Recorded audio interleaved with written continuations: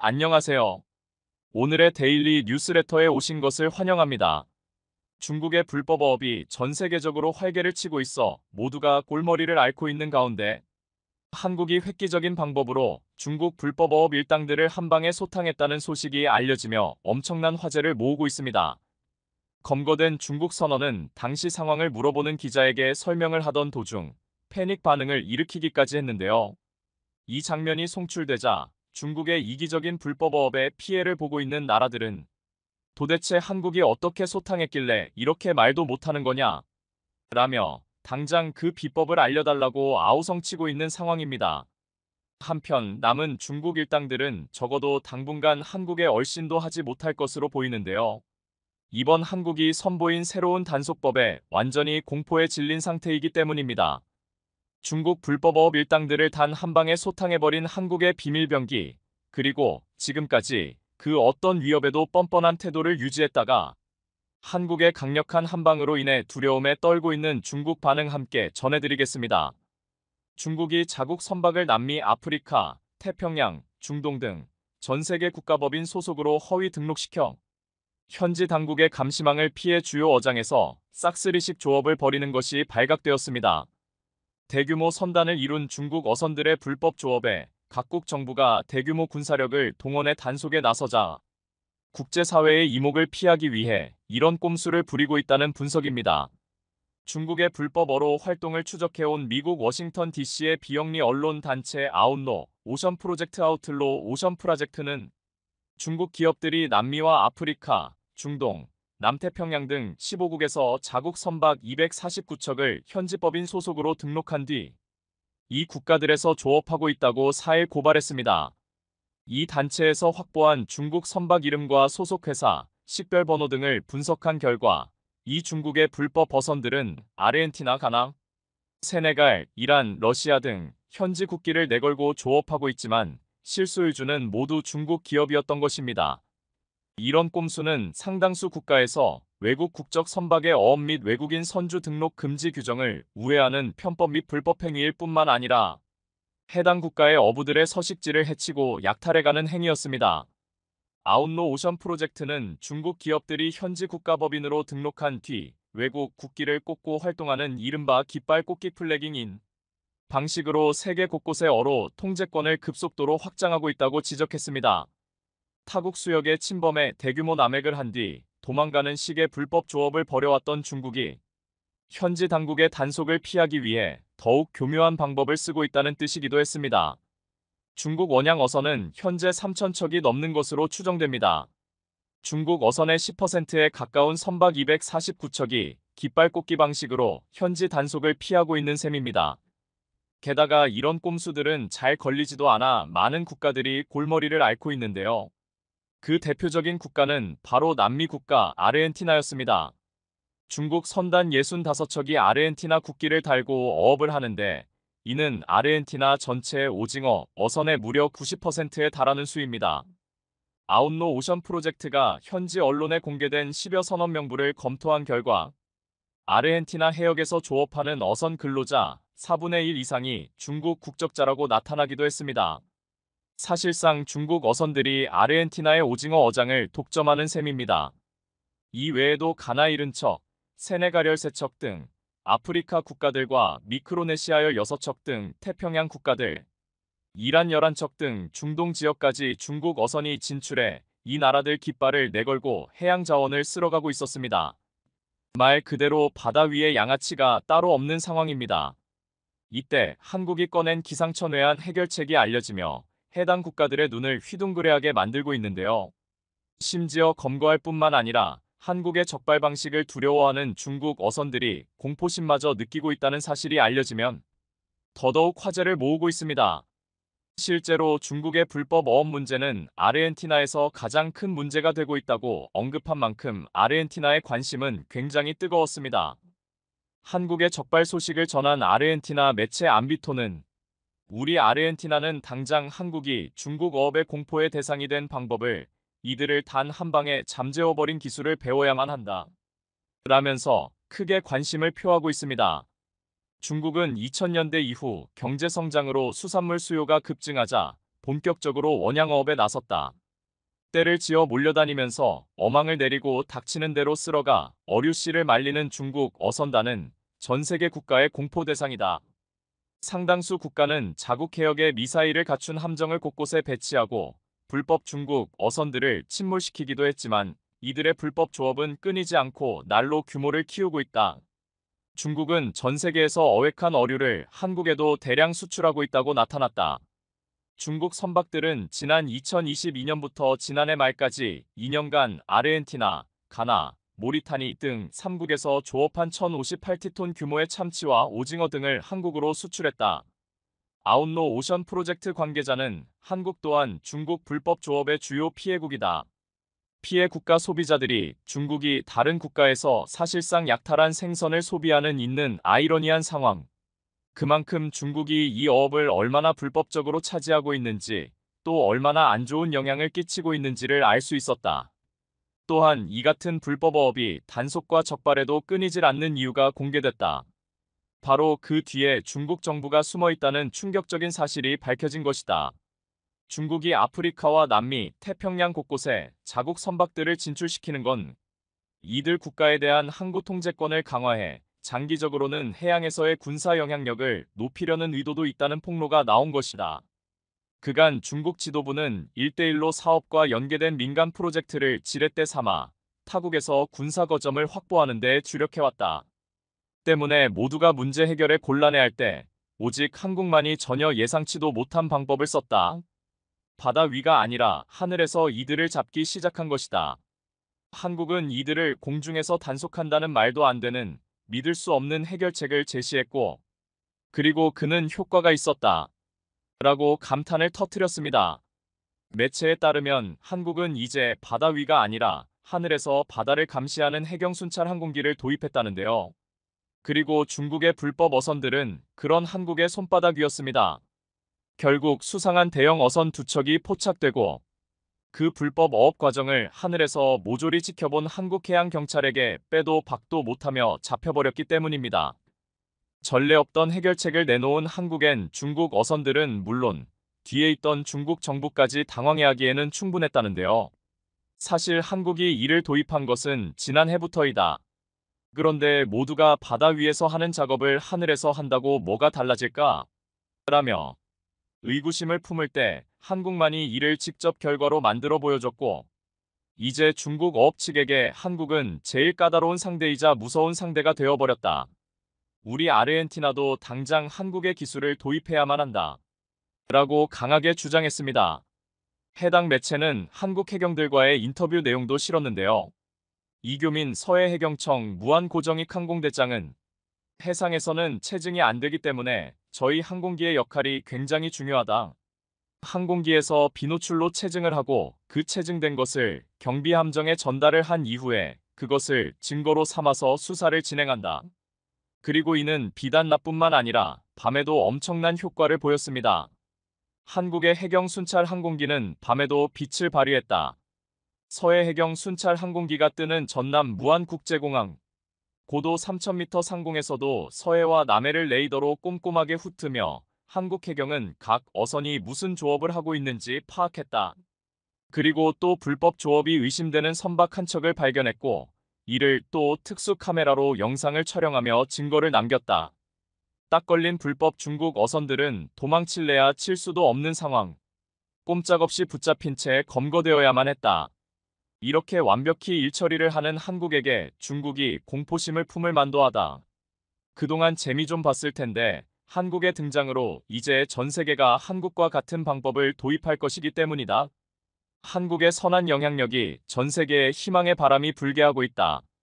이처럼 우리 해경분들이 밤낮 없이 열심히 또 바쁘게 중국 어선들을 잡아주고 있었는데요. 중국 어선들의 우리 해역 침범까지 포함해 지난해 12건, 올해는 현재까지 6건의 단속 실적을 올렸다고 합니다. 불법 조업을 막기 위해서 이런 항공기가 밤새 하늘에서 감시까지 해야 된다는 사실. 중국이 얼마나 선을 넘었는지 느낄 수 있는 부분이었습니다. 중국은 이번 기회에 바다라는 자원이 무한하지 않기 때문에 모두 정해진 규정은 지켜야 한다는 점을 마음속에 깊이 새겨야만 하겠습니다. 한국이 핵무장 여부로 계속해서 전 세계 회의에서 가장 중요한 안건이 되면서 한국의 여러 군사무기들과 방산산업, 또 군사기술력들의 초점이 모아지고 있습니다. 외국 입장에서 한국이 자체 핵무장을 하게 될 경우 도대체 이 모든 무기들과 어떤 시너지를 낼지, 또 얼마만큼의 위력을 보유하게 될지가 가장 큰 관건이었기 때문입니다. 그런데 이때 최근 전 세계 사성 군장교들이 한국의 작은 전투함을 보겠다고 모여든 사실이 전해지며 또 한 번 전 세계를 발칵 뒤집어 놓았습니다. 현재 모든 군사 전문 매체들에서 바쁘게 전하고 있는 소식, 그리고 이에 대한 현지 반응 생생히 전해드리겠습니다. 미국 해군이 주도하는 다국적 해양훈련 환태평양 훈련 RIMPAC 림팩은 미 우방국들이 안보 위협에 공동 대응하는 목적이 있지만 전 세계 해군들이 한데 모여 교류하는 축제의 장이기도 합니다. 또한 각국의 해군력과 국력을 은근히 과시하는 자리이기도 한데요. 대표적인 게 함상 리셉션 함정 개방 행사입니다. 이 함상 리셉션이란 진주만에 정박해 있는 자국 함들을 림팩 참가국 군인들에게 개방하고 일부 교민들을 초청해 각 나라의 문화와 정체성을 알리는 행사입니다. 현지 시각 2일 한국의 4900T급 차기 상륙함 천자봉함에서 열린 한국 함상 리셉션에는 미군 대장사성 장군이 4명이 연달아 방문했다고 전해졌습니다. 미국의 인도태평양 지역을 관할하는 세뮤얼 파파로 인태사령관, 폴 라케머라 한미연합사령관, 스티븐 켈러 미 태평양함 대사령관, 케빈 슈나이더 태평양공군 사령관 등이었는데요. 일본을 비롯한 타국 함정들엔 사성 장군이 12명씩만 방문했는데 한국에는 무려 4명이나 되는 대장이 한국 함정을 찾았다는 점이 해외 전문 매체들 사이에서도 화제가 된 바 있습니다.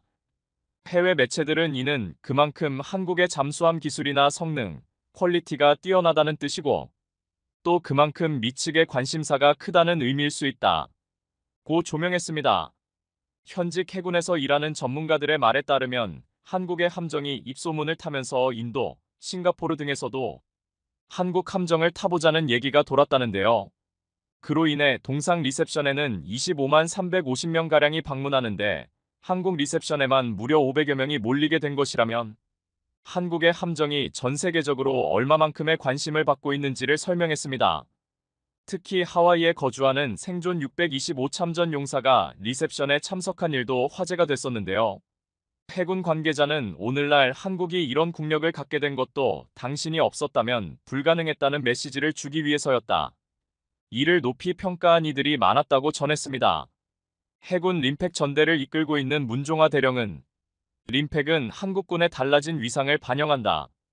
2026년 연합해군 구성 군사령관 도전에 이어 2028년엔 림팩 연합기동부대 부사령관을 목표로 할 것이라고 밝힌 것도 이런 분위기를 반영한 것으로 볼 수 있겠습니다.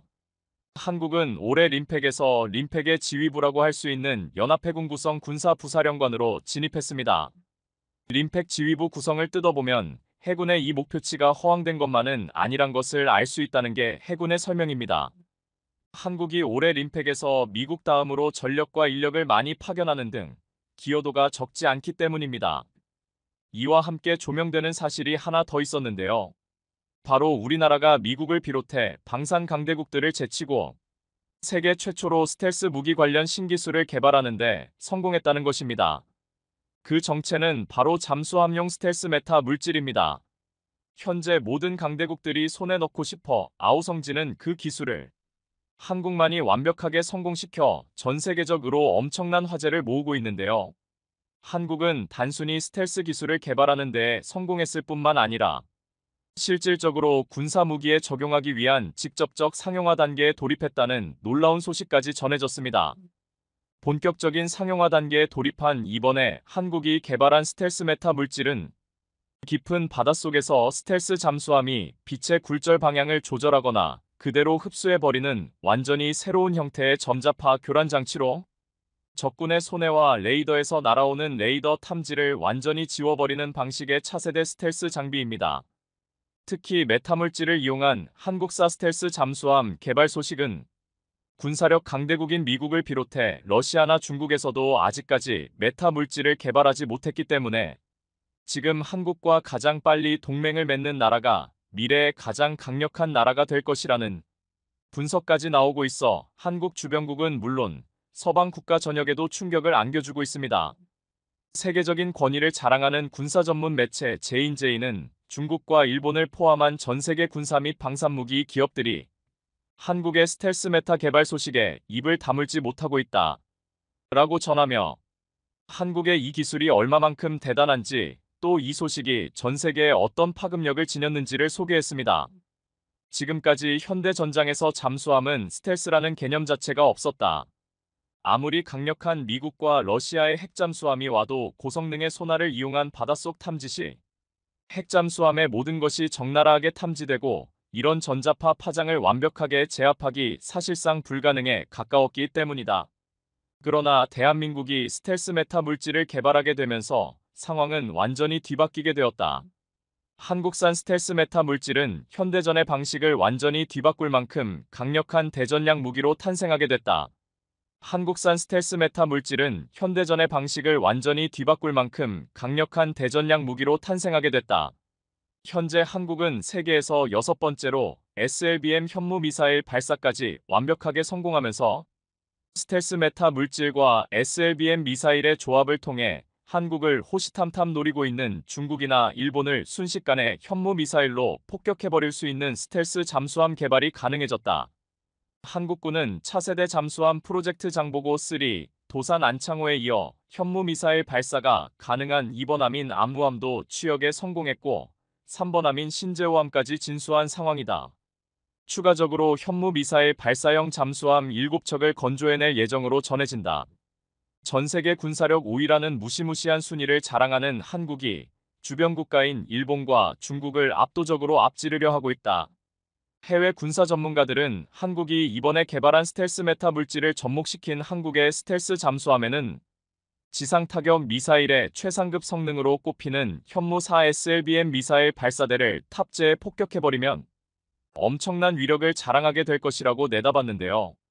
전문가들은 현무 4 SLBM의 최소 사거리는 무려 30km인 것으로 알려져 있다.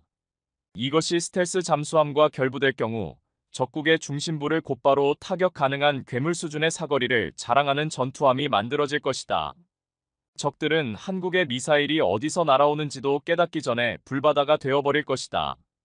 뿐만 아니라 한국의 해군은 3영톤급 잠수함을 진수시키고 4,000톤급의 잠수함 3척과 8영톤급의 SLBM 미사일 발사가 가능한 핵잠수함 건조 프로젝트까지 진행하고 있다. 특히 기존 재래식 잠수함의 디젤 엔진 기반이 아닌 원자로를 동력원으로 하는 핵추진 체계가 탑재될 예정으로 보고 있다. 8영톤급의 체급 덕분에 SLBM 현무 미사일 발사가 가능한 미사일 발사대들 14대 이상 탑재되는 것이 밝혀졌고 이런 괴물급 핵잠수함에 스텔스 메타 물질까지 적용되는 순간 절대 잡지 못하는 세계 최강급 핵잠수함을 한국이 직접 보유하게 될 것으로 보인다. 나라면 절대 한국을 적으로 두지 않을 것이다. 때문에 이런 소식을 들은 전 세계 사성 군장교들은 한국의 Y 괴물 전투함을 직접 보지 않고는 버틸 수가 없었던 듯 싶습니다.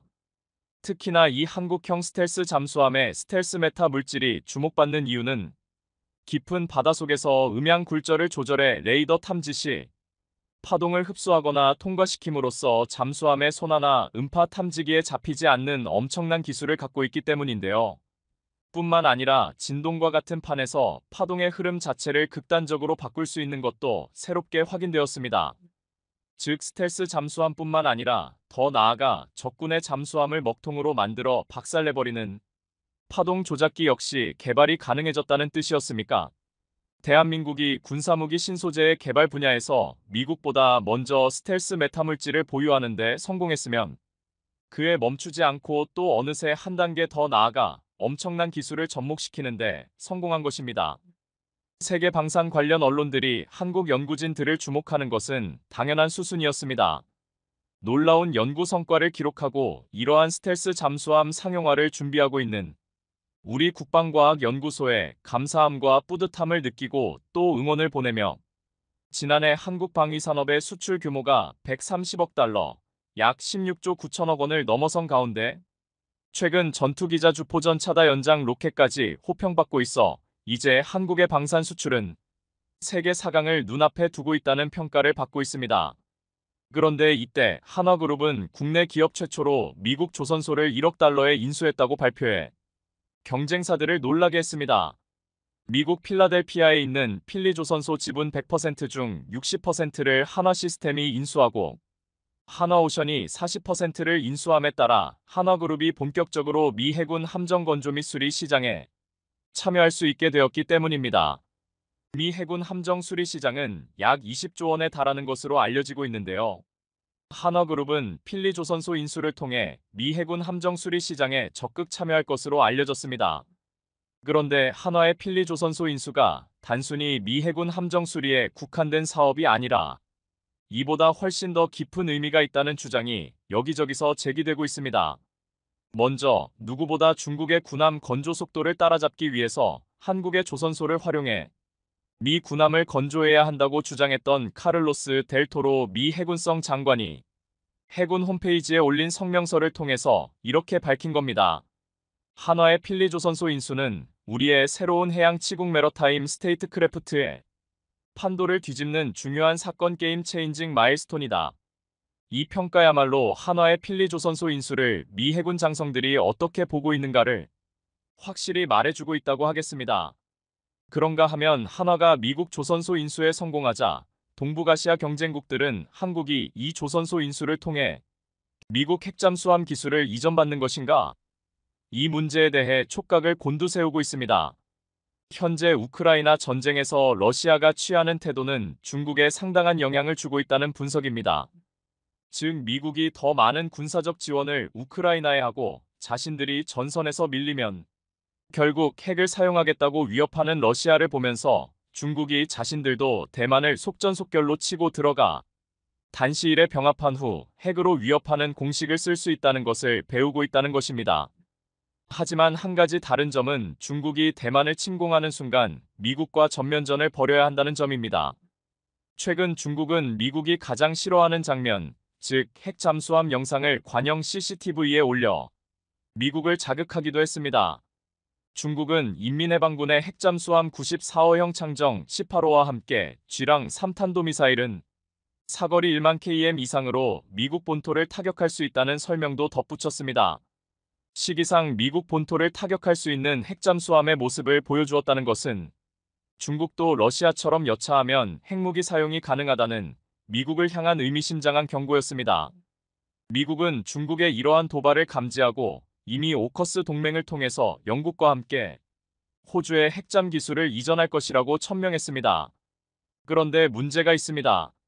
미국이 핵잠수함을 건조하고 호주에 인도하는 데에 걸리는 시간이 적어도 15년, 20년이 걸린다는 점입니다. 현재 미국의 국방산업 전반에 있어 매우 과부하가 걸려있고 특히 군함 건조 사업은 경쟁력을 잃은 지 오래입니다. 무엇보다 중국의 군사적 도전을 받고 있는 미국은 중국 해군과 함정 건조 속도에서 확연한 열세를 보이고 있습니다. 미 해군은 현재 290척의 각종 함정 및 잠수함을 보유하고 있지만 해군의 경우 한 척이 작전에 참여하면 한 척은 훈련, 한 척은 정비하는 형태로 운영되기 때문에 실제 미 해군이 작전에 투입할 수 있는 함정은 100척 미만인 상황입니다. 그런데 문제는 100척 미만의 함정으로 전 지구를 커버하는 미 해군의 특성상 인도 태평양 지역을 맡고 있는 제7함대의 경우 실제 작전에 투입할 수 있는 함정은 20척 미만이라는 이야기가 됩니다. 반면 중국은 2030년이면 함정 척수가 400척이 넘어갈 것으로 전망됩니다. 이 함정 대부분이 미국의 태평양 방어선을 돌파하는데 투입될 것이기 때문에 미 해군은 발등에 불이 떨어진 상태입니다. 그러나 1991년 소련의 해체 이후 미국은 대대적인 군비 감축을 시도하였고 테러와의 전쟁에 집중하다 보니 방위산업 역량을 상당 부분 잃어버렸습니다. 미 해군 함정의 경우 수리를 받기 위해서 최소 20개월 이상 기다려야 하는 상황이 발생하는데 이는 많은 숙련공들이 은퇴하였고 배를 수리할 수 있는 조선소 도크 또한 많이 폐쇄되었기 때문에 벌어진 일입니다. 미국의 조선소들은 이미 한국과 일본 조선소에 밀려서 일반 대형 상선 건조는 경쟁력을 잃은 지 오래입니다. 따라서 미국 연안을 운항하는 각종 상선이나 함정 건조 등 외에는 특별한 시장이 없기 때문에 미국 기업들이 조선소에 대대적인 투자를 할 수 없는 상태이고 무엇보다 숙련된 인력을 구할 수도 없습니다. 현재 미 해군은 신규 함정이 배치되는 속도보다 구형 함정이 퇴역하는 속도가 더 빨라서 중국 해군으로부터 태평양 방어선을 지키는 것이 점점 힘들어지고 있는데요. 중국의 해군력 견제를 위해서 미 해군 관계자들은 한국과 일본의 조선소를 방문하여 미 해군 함정 건조 역량에 대한 실사를 하고 간 바 있습니다. 한화 시스템은 국내에서 잠수함 및 함정에 들어가는 전투체계 장비를 개발 및 생산하는 업체이고 한화오션은 구대우 조선해양을 인수하여 잠수함 및 각종 함정을 건조하고 있으며 쇠빙 LNG선, 해상 플랜트, 컨테이너선 등 최첨단 고부가차치 선박을 생산하는 업체입니다.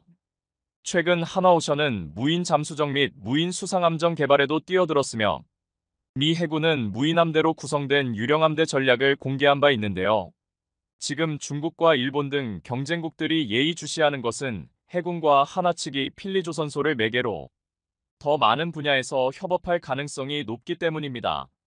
가장 확률이 높은 것은 최근 중국의 한 조선소에서 각종 함정 13척을 동시에 건조하고 있는 장면이 목격되는 등 중국 해군의 양적 팽창이 무서울 정도로 진행되고 있기 때문에 미 해군이 한화그룹의 대대적인 설비 투자를 요구하고 필리 조선소에서 대량으로 이지스함 및 핵잠수함을 건조할 가능성입니다. 한화오션의 경우 국내에서 이지스함과 3영통급 잠수함 건조에 각각 약 1년 6개월 정도밖에 걸리지 않을 정도로 함정 건조에 빠른 속도를 보이고 있기 때문에 설계도가 이미 확보된 미 이지스함과 핵잠수함의 경우 조기에 대량 생산이 어렵지 않을 것입니다. 이미 한국 조선사들은 바다에 플로팅 도크를 띄워놓고 선박을 건조하고 있기 때문에 단기간 내에 대량의 함정을 건조하는 것은 그렇게 어려운 일은 아닙니다. 한국은 인도네시아의 잠수함 3척을 납기일 내에 인도하는 등 잠수함 건조 능력과 속도에 있어서 타의 추종을 불허합니다.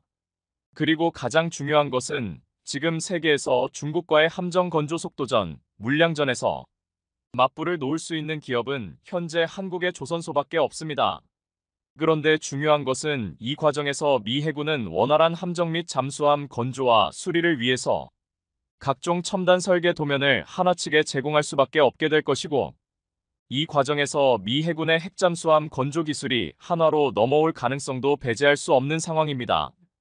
한화오션은 한국 해군의 이지스함을 건조하여 납품한 실적이 있기 때문에 미 해군의 이지스함 건조 기술을 습득한다고 하더라도 별로 새로울 것은 없으나 미 해군의 핵잠수함 기술을 한화오션이 모두 흡수한다면 한화오션 거제 조선소에서 한국 해군용 원자력 추진 잠수함을 대량으로 건조할 가능성도 높아집니다.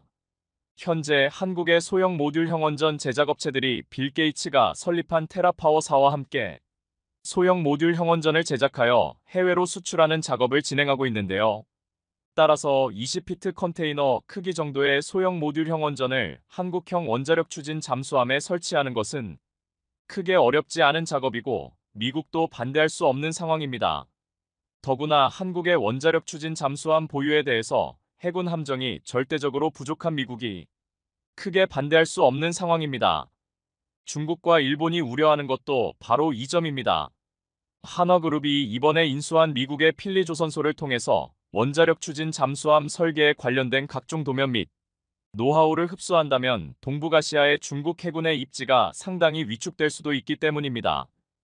이미 조선 산업에 있어서 최고의 정점에 올라 있는 국내 기술진들이 미 핵잠수함 건조 및 수리에 참여하게 된다면 굳이 설계도를 한국으로 가지고 오지 않아도 머릿속에 담아올 수 있습니다. 미국은 사실 이런 가능성을 알고 한국 기술자들의 핵잠수함 건조 참여를 막고 싶어 했지만 미 해군 핵잠수함 건조 및 수리를 동시에 원활하게 진행하기 위해서는 도크의 대대적인 증설이 필수적이라 한국과 손을 잡지 않을 수 없는 상황입니다. 또 미국 조선소의 숙련공들이 부족한 상태에서 한국 조선 기술자들의 참여 없이는 해군 함정과 핵잠수함을 단기간 내에 대규모로 건조하고 수리하는 것은 사실상 불가능에 가까운 일입니다. 또한 한화의 미 조선소 인수는 한화가 추후 다른 잠수함 프로젝트를 수주하는 데에도 긍정적인 영향을 줄 것으로 기대되고 있습니다.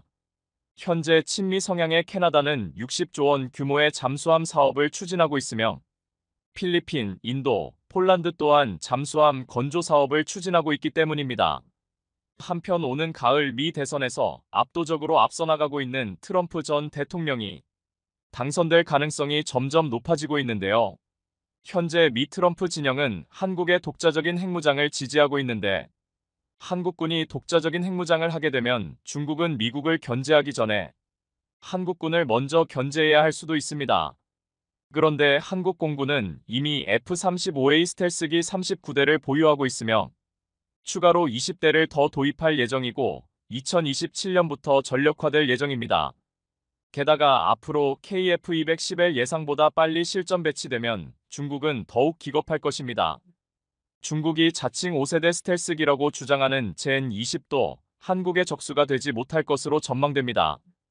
KF-21은 2025년부터 강릉에 배치할 예정인데 KF-21에는 젠20보다 한 세대 앞선 질화 갈륨 쏘자 AESA 레이더를 탑재하고 있으며 한번 탐지되면 회피가 불가능한 사거리 200km 이상의 미티어 공대공 미사일을 탑재하고 있습니다. 그뿐만 아니라 KF-21의 경우 작전 반경이 약 300km로 추정되기 때문에 북경을 비롯한 중국 내륙 깊숙한 곳까지 타격이 가능할 것으로 알려지고 있는데요. 또 한국군이 보유하고 있는 F-16 및 F-15 기체에 한국산 전자전 장비를 탑재하는 것을 미국이 승인할 것이라는 소문이 도는 등 한국군의 무장력 강화에 미국이 많은 지원을 하고 있는 상태입니다. 이런 상태에서 한국군이 독자적인 핵무장을 하게 되고 핵잠수함을 보유하게 되면 미중 패권 전쟁이 한중 패권 전쟁으로 전환되기 때문에 당선이 유력시되는 트럼프 진영은 한국의 독자적인 핵무장을 지지하고 있는 것입니다. 이미 2016년 한미우주협정 체결을 통해서 미국은 달 탐사 로켓 제작 기술 및 운영 노하우를 한국에게 넘겼고 트럼프 1기 행정부는 한국군의 미사일 관련 제한을 모두 해제시켜 주었습니다. 그 덕분에 한국군은 이미 대륙간탄 도미사일과 잠수함 발사탄 도미사일 SLBM 기술을 확보했습니다. 군사 전문가들은 이미 한국이 다탄두 미사일 기술도 확보한 것으로 분석하고 있는데요. 실제로 한국은 여러 개의 위성을 하나의 로켓에 실어서 우주에서 분리시키고 있습니다. 또 최근에는 우주 자외선에서 버틸 수 있는 차세대 우주 반도체 기술을 한국과 미국이 공동 개발했는가 하면 한국군이 F-35A 40대를 구매하면서 절충교역으로 요구한 스텔스기 제작 기술 총 25개 중 21개를 공식적으로 전달받은 사실이 있습니다. 이런 일련의 국제관계 변화를 본다면 미국이 필리조선소에서 핵잠수함을 건조 및 수리하면서 한화 측으로 핵잠수함 건조에 대한 노하우를 넘겨주는 것도 전혀 이상할 것이 없는 상태입니다. 사실 한국은 핵잠수함의 3대 요건을 이미 비밀리에 완성했습니다. 핵잠수함 건조의 3대 조건을 꼽으라 하면 잠수함 건조 능력, 원자로 제작 능력, 핵연료의 안정적 기술 확보 이렇게 세 가지를 꼽습니다. 그런데 한국은 이미 3,000톤급의 디젤 잠수함을 건조해 세계 최고 수준의 잠수함 건조 기술을 보유하고 있고 여기에 일체형 소형 원자로 제작 기술도 보유하고 있습니다. 여기에 핵연료 확보는 농축도 20% 미만의 우라늄을 잠수함 추진 체계에 사용하는 것은 국제원자력기구와 핵확산 금지 조약의 규정에 위배되지 않습니다. 즉 한국이 핵잠수함을 만든다고 해도 국제사회의 제재 기준을 얼마든지 우회하면서 만들 수 있다는 것을 의미합니다. 2015년 한미 원자력 협정의 개정을 통해 한국에서 우라늄 농축 및 사용 후 연료 재처리 기술에 대한 연구를 진행할 수 있게 되었다는 점도 한국의 핵잠 개발에는 호재로 작용할 전망입니다. 군사 전문가들은 농축도 20% 미만의 우라늄을 추진체에 사용하는 것은 추가적 협정 개정이 없어도 가능하다고 보고 있습니다. 즉, 이미 준비는 끝났다고 봐야 합니다. 남은 것은 오로지 미국과의 협상뿐입니다. 최근 국제전쟁 상황을 보면 장거리 미사일의 중요성이 크게 부각되고 있습니다. 특히 기습작전으로 러시아 본토까지 들어간 우크라이나는 연일 미국, 영국, 프랑스 등 서방이 지원한 장거리 미사일을 러시아 본토 공격 용도로 쓰게 해달라고 요구하고 있습니다. 젤렌스키 대통령은 서방이 장거리 미사일을 쏘게 해주면 러시아 본토 진입이 필요 없다며 미국을 비롯한 서방국들에게 장거리 미사일을 허용해달라고 요구했습니다. 젤렌스키 대통령은 왜 이렇게 장거리 미사일을 쏘게 해달라고 읍소하고 있는 것일까요? 그런데 이때 한국 정부가 수출용 미사일의 사정거리 제한을 대폭 확대하겠다고 밝혀 주변국들을 놀라게 했습니다. 한국은 이달 초 국가안전보장회의 NSC를 열고 사거리가 최대 500km까지 늘어난 국산 미사일의 수출을 잠정 승인한 것으로 알려졌습니다. 그런데 여기에서 주목할 만한 부분은 정부 소식통이 이렇게 밝혔다는 점입니다. 중동 일부 국가에서 다연장 로켓에 들어가는 미사일의 짧은 사거리를 해결해 달라는 요청이 있었다. 이 발언이 나오자 그 중동 일부 국가가 어디인지에 관심이 쏠렸는데요. 오늘은 젤렌스키 대통령이 장거리 미사일을 요구하는 진짜 이유. 젤렌스키 대통령은 지난 6일 기습작전을 시작한 러시아 본토 투르스크에서 1250km에 걸쳐 92개 마을을 통제하고 있다고 밝히면서 미국, 영국 등이 장거리 미사일을 쏠 수 있게 허락만 해주면 러시아 본토로 진격하지 않겠다고 말했습니다. 젤렌스키 대통령이 이렇게 장거리 미사일을 원하는 이유는 러시아 미사일과 공중 유도폭탄을 방어하고 러시아 군대 이동을 막으려면 충분한 사거리가 필요한데 확전이 될까 두려워하는 미국과 서방 국가들의 우려 때문에 장거리 미사일 사용을 못하고 있기 때문입니다. 그만큼 장거리 미사일은 전쟁의 양상을 바꿀 수 있을 만큼 중요한 위치를 차지하고 있는데요. 미사일 사거리 때문에 속을 끓이고 있는 곳은 또 있습니다. 바로 중국입니다. 미군이 지난 4월 훈련 참가를 명분으로 필리핀 북부 루손섬에 타이푼 중거리 미사일 포대를 전격 배치하자 중국은 참을 만큼 참았다며 미국의 불만을 폭발시켰습니다. 미국이 훈련이 끝나가는데도 계속 포대를 유지하면서 철수 시점을 공개하지 않자 중국은 이것이 사실상 미국이 필리핀 북부의 중거리 미사일 배치를 영구적으로 하겠다는 의사표시로 보는 것입니다. 또한 중국이 미국의 중거리 미사일 배치에 민감해하는 이유는 타이푼 미사일 포대가 들어선 필리핀 루손섬 북단은 대만 해협에서 불과 40만 500km밖에 떨어져 있지 않기 때문입니다. 즉, 중국이 대만을 침공했을 때 방어작전 거점이 되는 오키나와 가데나 공군기지 600km보다 더 가까운 거리에 있다는 의미입니다. 이러니 중국이 예민하게 반응하는 것인데요. 하지만 중국이 그러거나 말거나 미국은 일절 반응을 보이지 않았습니다. 미국이 알박기하듯 대만 해협에 가까운 필리핀 북부 루손섬에 중거리 미사일 포대를 배치해두고 중국이 뭐라고 해도 꿈쩍도 않는 양상인데요. 타이푼은 토마호크 순항미사일, SM-6 탄도미사일 등을 육상에서 발사하는 이동식 발사대로 미 군수업체 로키드 마틴이 개발해 작년에 실전 배치했습니다. 토마호크 순항미사일은 사거리가 1600km 이상인 중거리 순항미사일로 방공망을 회피하면서 목표를 정밀 타격하는 것으로 유명합니다.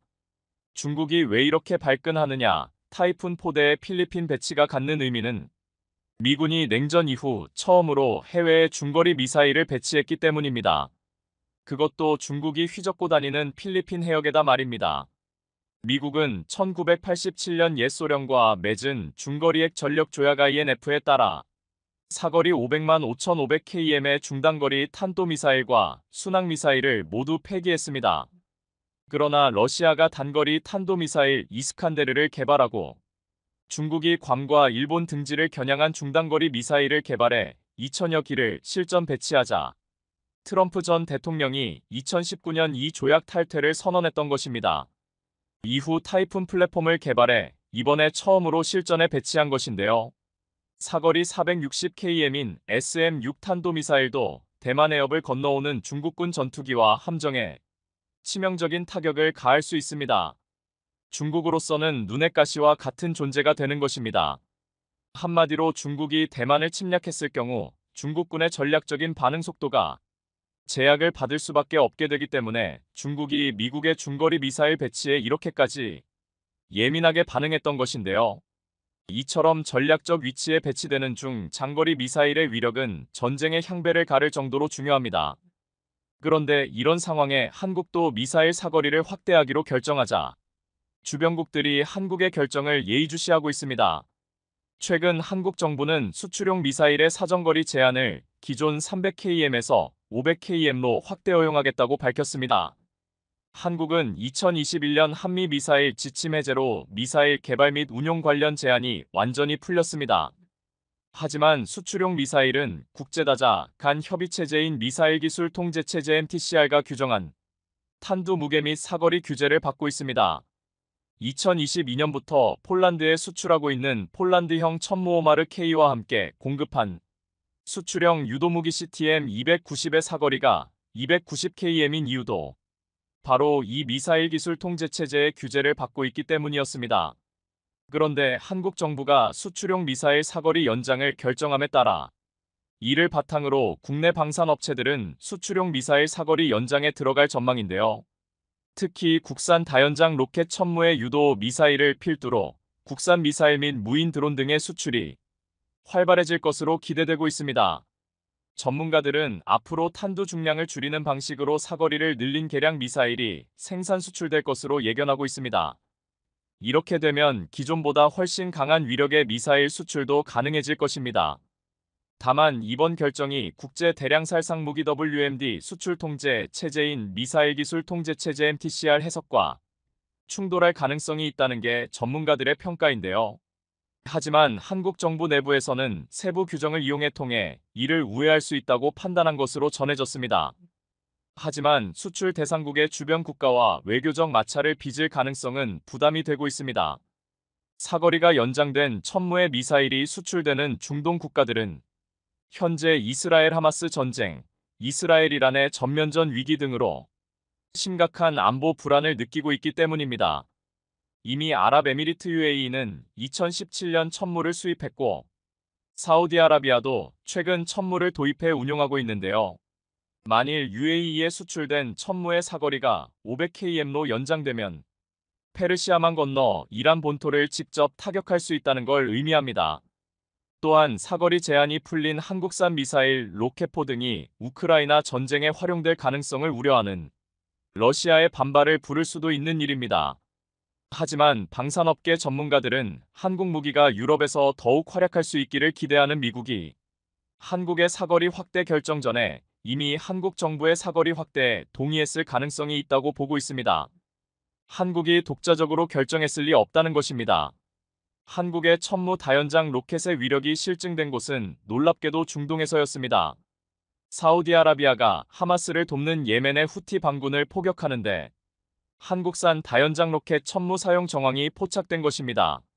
사우디는 가자지구 군사작전이 시작된 이후 예멘 후티 반군이 이스라엘을 향해 발사하는 미사일 드론을 전투기와 지대 공미사일을 동원해 계속 요격하고 있습니다. 예멘 북서쪽을 장악한 후티는 미사일과 드론을 홍해나 사우디 서부 해안 상공을 지나는 경로로 이스라엘에 날려보내고 있습니다. 이 미사일과 드론이 이스라엘에 도달하기도 전 사우디군에 의해 적잖게 격추되고 있습니다. 사우디는 미국과 이스라엘 공군기에도 영공을 개방했습니다. 아랍 세계 강대국으로서 사우디는 같은 이슬람 세력인 팔레스타인을 옹호하며 각종 구호물자를 보내지만 기실 미국과 이스라엘이 수월하게 군사작전을 수행할 수 있도록 돕고 있는 것입니다. 이런 와중에 11월 12일 사우디가 돌연 포병을 동원해 예멘 북부 사다 지역을 포격했습니다. 현지 매체에 따르면 사우디군은 이날 아침 대구경 포탄 수십여 발을 발사해 사다 일대를 집중 포격했습니다. 사우디의 이번 포격은 사다에 배치된 후티 반군의 미사일 드론 부대를 겨냥했던 것으로 보이는데요. 여기서 주목할 것은 사우디가 이곳을 무엇으로 타격했는지 여부입니다. 사우디는 그동안 후티 반군을 공격할 때 전투기 공습을 선호했습니다. 그런데 이번 공격은 공군이 아니라 포병이 수행했고 국경에서 40km 이상 떨어진 지역을 타격했습니다. 사우디 포병이 보유한 무기 가운데 40km 이상 거리를 공격할 수 있는 무기는 두 종류인데요. 미국 M270MLRS와 한국산 다연장 로켓 K239 천무입니다. 공교롭게도 이번에 포격한 사다를 사정권에 둔 사우디군 포병부대는 남부 국경 인근 나지란 지역에 있는 K239 포대입니다. 이 부대는 사다와 직선거리로 약 70km 떨어져 있어 사격진지 이동 없이도 포격이 가능합니다. 비밀리에 1조 원 규모의 천무를 수입해 일선 부대에 배치한 사우디는 후티와 평화협상을 시작한 4월 예멘 국경에 있는 239부대를 처음 일반에 공개했는데요. 사우디가 수입한 천무는 사거리 45km 무유도탄인 230 로켓과 사거리 80km 유도탄인 239 로켓 두 종류입니다. 사우디가 이번 공격에 천무를 동원한 것으로 추정되는 이유는 후티 반군이 보유한 모든 유형의 포병 무기보다 긴 사거리를 지녀 포격 후 반격을 피할 수 있기 때문이었습니다. 실제로 후티 반군은 이번에 포탄 수십 발을 얻어맞고도 사우디의 별다른 반응을 보이지 않았고 실제로 대응 사격도 하지 못했던 것입니다. 이번 포격이 주목받는 이유는 사우디가 동원한 포병 자산이 정말 천무라면 이번이 천무의 첫 실전 대비가 되는 것이기 때문입니다. 천무는 보병 휴대용 장비인 형궁처럼 쉽게 유통될 수 있는 무기가 아니지만 사우디는 물론 UAE에서도 기존 다연장 로켓 장비를 뛰어넘는 성능과 신뢰성으로 큰 호평을 받고 있는데요. 만약 사우디군의 이번 후티 반군 공격이 실제로 천무로 이뤄진 것이라면 성공적인 실전 대비로 형궁처럼 입소문을 타 추가 수출이 성사될 가능성이 큽니다. 천무는 MLRS보다 기동성이 우수하고 하이마스보다 다양한 탄약을 더 많이 운용할 수 있습니다. 자동화된 사격 통제 장치를 갖춰 발사 준비 시간과 사격 후 진지 이탈 소요 시간도 짧습니다. 다연장 로켓으로 치고 빠지는 전술을 구사할 수 있다는 장점이 있습니다. 더구나 폴란드 수출 사례에서 증명된 것처럼 천무는 MLRS나 하이마스보다 우수한 데다 가격이 저렴하고 납기도 빠릅니다. 이번에 장거리 미사일 사거리 연장 결정을 발표하면서 한국 정부 소식통이 중동 일부 국가에서 다연장 로켓에 들어가는 미사일의 짧은 사거리를 해결해 달라는 요청이 있었다. 고 발언하자 한국의 대표적 국산 다연장 로켓인 천무를 수입하려고 한국과 접촉 중인 나라가 어디인가에 쏠렸는데요. 방산무기 협상의 특성상 계약이 확정되기 전에는 비밀 유지가 필수라 아직 공식적으로 공개되지는 않았습니다. 중동 국가 이외에도 최근에 천무에 적극적인 관심을 보이고 있는 나라 중에는 말레이시아도 있습니다. 최근 말레이시아 국방장관은 한화에어로스페이스와 만나 노후화된 다연장 로켓 교체를 앞두고 천무 구매를 모색하고 있으며 도입이 유력한 상황입니다. 게다가 장갑차 K200의 성능 개량 사업 협력도 한국과 협력하길 원하는 것으로 알려졌습니다. 사거리 연장이라는 기회를 만난 한국의 다연장 로켓 천무의 추가 수출 소식을 기다려봅니다. 최근 글로벌 방산 무기 시장에서 한국의 약진이 두드러지자 유럽이 노골적으로 한국 무기를 사지 말고 유럽산으로 사라면서 한국을 견제하기 시작했습니다. 최근 프랑스의 마크롱 대통령은 미국과 한국 무기 대신 유럽산 무기를 사자 유럽 방위 산업을 발전시킬 책임을 다하지 않는다면 우리의 주권과 자율성을 어떻게 구축할 수 있겠는가라고 반문하며 한국 방산 견제론을 폈습니다. 이런 한국 견제론은 현실로 드러나 한화에어로스페이스는 최근 8년이나 공을 들여온 영국의 자주포 도입 사업에서 고배를 마셨습니다. 영국이 8년이나 뜸을 들이더니 결국 한국산 자주포 대신 같은 유럽 국가인 독일의 자주포를 채택하면서 K방산이 최근 폴란드를 필두로 유럽 시장 내 점유율을 높이자 독일, 프랑스 등 전통적 무기 수출국들이 한국에 대한 전방위적인 견제에 나섰다는 것을 확인시켜 주었습니다. 심지어 유럽연합은 10년 뒤에는 유럽연합 내 무기 구매를 60%까지 끌어올리겠다고 선언해 다 죽어가던 유럽의 방산 업체들을 다시 살리겠다는 의지를 표명했습니다. 그런데 독일의 자주포를 선택한 영국의 선택은 독이 든 성배일 가능성이 높다는 지적이 나오고 있는데요. 오늘 이 시간에는 영국 자주포 도입 사업, 어떤 반전이 있는 것인지, 그리고 메이드 인 유럽을 외치는 유럽의 한국 견제에 대해 한국이 갖고 있는 대안은 무엇인지 자세히 전해드립니다. 지난 29일 영국 국방성은 신형 자주포 도입 사업의 우선 협상 대상자로 독일 그라우스 마파이 베그만의 원격 조정 곡사포 즉 RCH-155-52구경 차륜 보병 시스템을 선정했다고 발표했습니다. 독일이 제안한 RCH-155는 독일 라인메탈사의 PGH-2000을 기반으로 만든 자주포인데요. 차륜형 자주포로서 분당 최대 9발의 높은 발사 속도와 헌터킬러 사격 능력, 사거리는 최대 40km, VLAP탄은 최대 54km의 사양을 갖췄습니다. 반면 한화에어로스페이스는 K9A1을 기반으로 한 K9A2를 제안해왔는데요. 포탑 전기 구동, 원격 무장, 탄약 장전 완전 자동화, 냉방 장치 등을 탑재해 분당 발사 속도를 끌어올리는 등 기존 K9A1의 부족한 점을 상당수 보완해 독일 자주포에 비해 결코 뒤지지 않았습니다. 그런데도 영국이 독일제를 선정한 이유는 간단했습니다. 생산 기지가 유럽에 있고 값도 저렴하다. 별도의 정비 없이 2000km를 전개할 수 있다. 였는데요. 한마디로 같은 나토로 묶여있는 유럽 국가의 자주포를 선정한 것입니다. 독일 RCH-155 자주포는 화력은 분당 최대 9발을 쓸 수 있고 헌터킬러 사격 능력을 갖추고 있으면 사거리는 신형 포탄의 경우 54km까지 가능합니다. 무엇보다 차륜형이라 궤도식보다 기동성이 조금 더 신속하고 소음이 적다는 장점이 있습니다.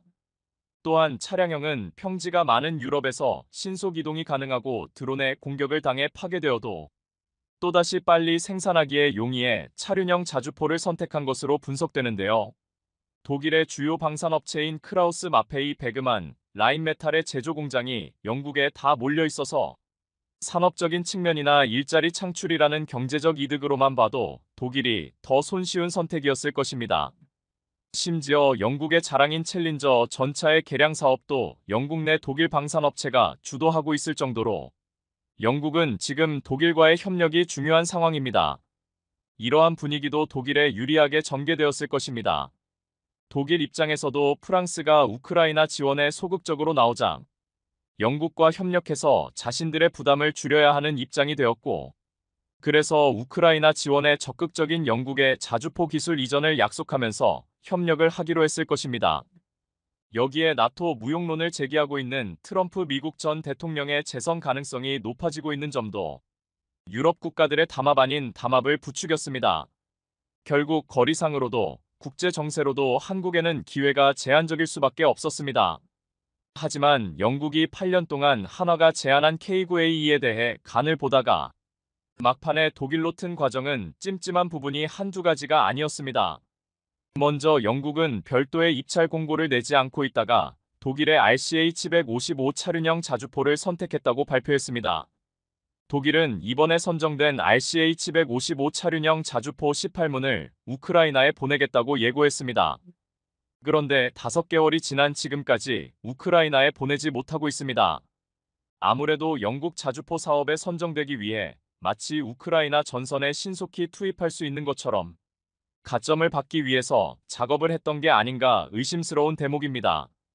또한 그동안 영국 자주포 도입 사업의 주요 후보는 한화에어로의 K9A2와 영국 방산업체가 보유한 스웨덴의 아처였습니다. 그런데 주요 후보로 생각지도 않았던 독일의 RCH-155가 승자가 되다니 스웨덴의 아처 역시 한국만큼이나 충격이 클 텐데요. 그런데 대반전이 일어났습니다. 영국이 독이 든 성배를 마실 가능성이 제기되고 있습니다. 독일의 방산 무기를 주문하면 언제 납품될지 기한을 알 수 없을 정도로 제조 과정이 늘어지는 것으로 유명합니다. 독일은 폴란드가 주문한 전차를 여전히 납품하지 못하고 있고 2025년이나 되어야 납품할 수 있다는 것만 봐도 알 수 있습니다. 그러니 아직까지 시제품에 불과하다는 RCH-155 차륜형 자주포를 독일과 공동 개발해 과연 언제 받아볼 수 있을지 의문입니다.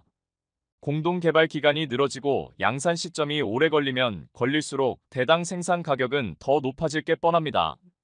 더구나 RCH-155 차륜형 자주포는 이동하면서 사격이 가능하다는 것을 내세웠지만 명중률에 있어서는 큰 오차를 보였고 이로 인해 실제 전장에서 이러한 기능이 제대로 발휘할지도 의문입니다.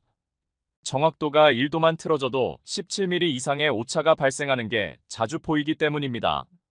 더구나 독일은 이번 영국 자주포 사업을 수주하긴 했지만 자신들의 대표적인 전차였던 PGH-2000보다 훨씬 저렴한 기종으로 승부를 걸었다는 점은 PGH-2000 전차가 가격 경쟁력에서 밀린다는 것을 인정한 셈이 되고 말았습니다. PGH-2000 전차는 생산량이 워낙 적다 보니 가격이 너무 올랐고 주문을 해도 생산이 어렵다는 게 사실로 드러난 셈이니까 말입니다. 더구나 최근 독일은 방산 수출 승인 절차를 간소화하겠다고 발표했는데요. 이것은 한국의 호재로 작용해 한국에서 방산 무기들을 제조할 때 독일제 부품이 들어가는데, 이 승인 절차가 간소화된다면 앞으로 한국산 무기들은 지금보다 더 빨리, 더 신속하게 만들어질 것입니다. 한국방위사업청의 조사 결과 독일이 이렇게 방산 수출 승인 절차 간소화를 하게 된 배경에는 최근 나토와 독일이 협의한 결과 간소화 절차가 필요하다고 판단되어서 추진하게 되었다고 하는데요. 나토는 현재 방산 무기 생산이 발등에 떨어진 불인데, 독일의 방산 수출 승인 절차가 지나치게 까다롭고 오래 걸려서 이를 완화할 필요성을 느껴왔던 것입니다. 특히 한국과 같은 나라에서 하루라도 빨리 무기와 탄약을 제공받아야 하는 유럽연합의 입장에서는 독일의 승인 절차는 커다란 걸림돌이기 때문입니다. 결국 독일은 승인 절차를 간소화하라는 나토의 요청을 거절할 수 없었던 것입니다. 이렇게 되면 한국은 영국의 자주포 수주는 실패했지만 다른 나라로부터 밀려드는 주문은 앞으로 더 빨리 소화할 수 있을 것입니다. 더구나 한국을 찾는 나라는 많습니다. 155포탄을 비롯한 주요 무기의 유럽 내 생산량이 답보 상태를 벗어나지 못하고 있는 가운데 군수물자 고가에 속이 타는 나토에서는 한국에서라도 무기를 공급받아야 한다는 주장이 끊임없이 나오고 있기 때문입니다.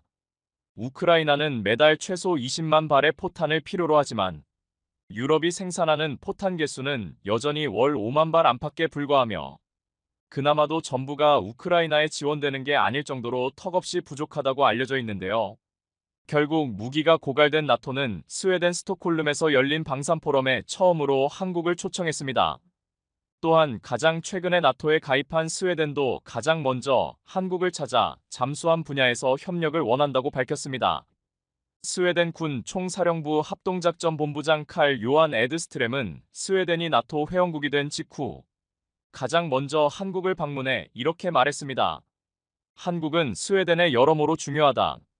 스웨덴은 유럽뿐 아니라 인도태평양 지역의 군사 안보와도 네트워크를 구축해야 하는데 그 주요 축이 한국이라고 생각하기 때문이다. 한국과 군사장비 관련 조달 등 다양한 협력에 대해 논의하기 위해 왔다. 무엇보다 K9 자주포는 이제 곧 루마니아 수출이 임박했습니다. 또한 얼마 전 한국과 베트남의 국방전략대회에서 베트남은 공개적으로 K9 자주포 조속 도입을 희망한다고 밝혔습니다. 한국의 방산 무기들은 유럽이 생산하는 방산 제품들보다 훨씬 빨리 훨씬 정확하게 인도되었고 훨씬 가성비가 좋았습니다. 그래서 폴란드, 루마니아 등이 앞다퉈 한국산 전차와 자주포를 선택한 것인데요. 그럼에도 유럽 국가들은 유럽 영내 무기 구매를 외치면서 한국 방산을 견제하는 움직임을 노골적으로 보이고 있는데요. 다른 것도 아니고 국민의 목숨을 지켜줄 방산 무기를 구매하는 데 있어서 성능을 주안점으로 놓지 않고 유럽 국가인지 아닌지를 선택의 기준으로 삼는다면 결국은 후회하는 날이 오게 될 것입니다. 그리고 한국은 유럽이 영내 무기 구매를 외치며 한국을 견제하려고 하자 유럽의 전진 기지를 마련하며 또 다른 대안을 찾고 있습니다. 한화에어로스페이스는 이미 유럽 시장 공략을 위해서는 유럽의 거점을 마련해야 한다는 것을 꿰뚫어보고 폴란드에 연구개발센터를 만들며 해외 방산 거점 센터를 추진 중입니다. 메이드 인 NATO 전략을 추진하고 있는 것인데요. 한화는 일단 K9 자주포와 레드백 등의 지상무기 체계를 메이드 인 NATO로 만들 전략을 세우고 폴란드 현지 생산 공장 건설도 협상 중입니다.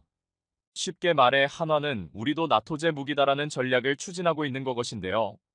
폴란드 입장에서도 한국으로부터 무기만 사고 끝나는 게 아니라 공장까지 지어서 일자리도 창출하고 기술도 이전받을 수 있으니 서로에게 윈윈입니다.